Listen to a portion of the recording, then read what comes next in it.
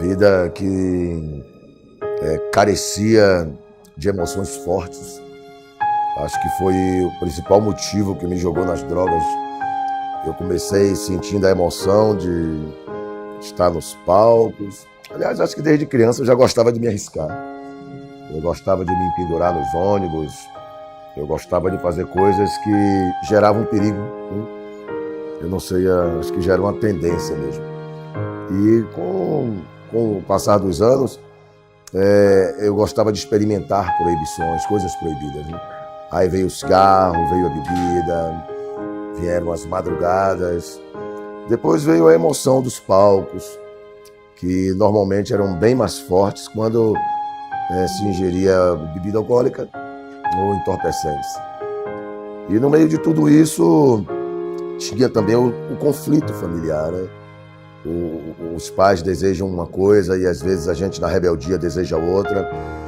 E houveram muitos conflitos, até que chegou o dia que eu resolvi sair de casa e fui viver a minha vida e aumentei ainda mais os conflitos, né? Porque um pai, quando ama um filho, não aceita, né? A mãe, quando ama um filho, não aceita ver o filho descendo pro abismo e simplesmente fingir que não se importa.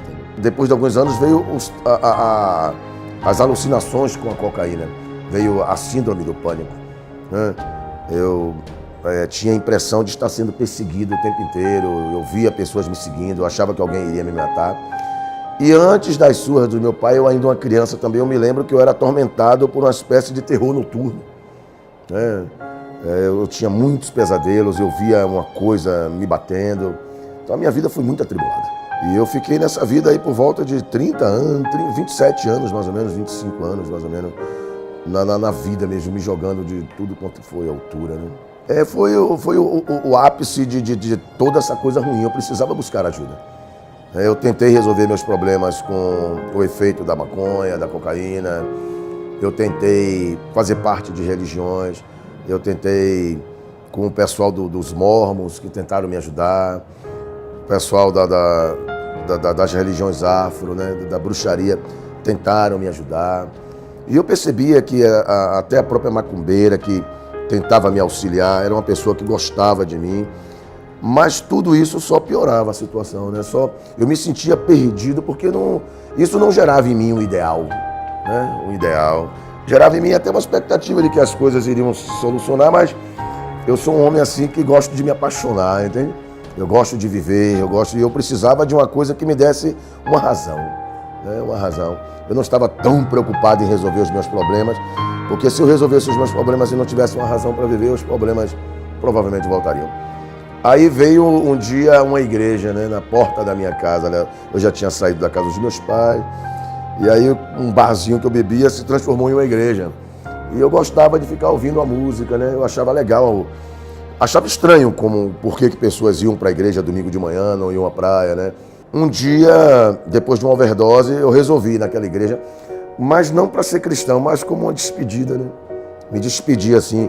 Havia um crente que sempre falava de Jesus para mim, e eu meditava, eu ruminava muito as coisas que ele me falava, e ele falava de Jesus, que Jesus morreu por mim, eu não entendia como uma pessoa que morreu há 2000 anos atrás morreu por mim, como entender isso? Ele tentava me falar sobre uma certa trindade, que eu dizia, mas como é isso? Não, como é isso? Não. Um dia, mesmo sem saber como, eu acreditei. Eu disse, poxa, eu creio. Eu criei que existia um ser sobrenatural que me amava, né? E que amava todo mundo. E eu fui na igreja naquele dia, foi o primeiro passo. Eu disse, foi um dia acordar crendo nas conversas de um crente. Por isso que eu acho que um crente deve ter muita conversa. Mudou tudo. Não ficou nada igual, porque não foi só fazer parte de uma igreja, não foi só mudar de religião. Eu tive que acreditar em Jesus, implicava em deixar de acreditar em tudo. Tudo que eu acreditava.